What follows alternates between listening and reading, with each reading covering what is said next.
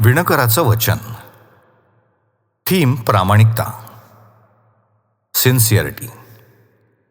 एक काळ असा होता जेव्हा सोनापूर नावाचं एक सुंदर गाव नदीच्या काठावर वसलेलं होतं. त्या गावाची खासियत म्हणजे तिथले कुशल कारागीर.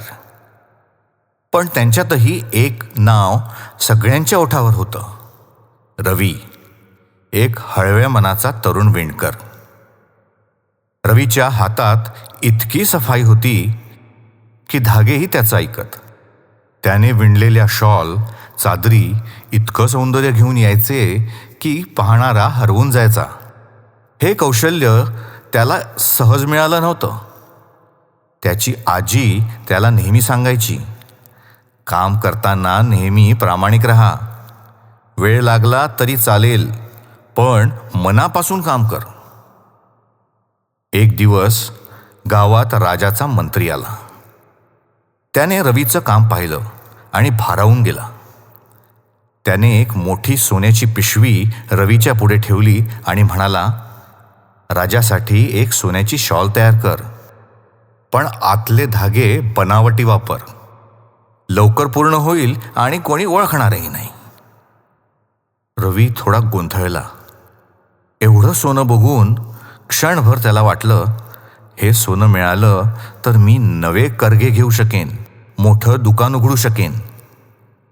पण तेवढ्यात त्याच्या आजीचा आवाज मनात घुमू लागला, मनापासून काम कर. बनावट पद्धतीने मिळवलेलं काहीच टिकत नाही. रवीने निश्चय केला आणि स्पष्टपणे मंत्र्याला म्हणाला, माफ करा, पण मी खोटे धागे वापरू शकत नाही. माझं कामच माझं आत्मभान आहे, माझा आत्मा आहे. रवीने आठवड्यांपर्यंत मेहनत घेतली. प्रत्येक धागा त्याने प्रेमाने विणला आणि शेवटी तयार झालेली शॉल इतकी सुंदर झाली की जणू सूर्यप्रकाश तिच्यामध्ये खेळतोय की काय असं वाटायला लागलं. राजा भारावून गेला.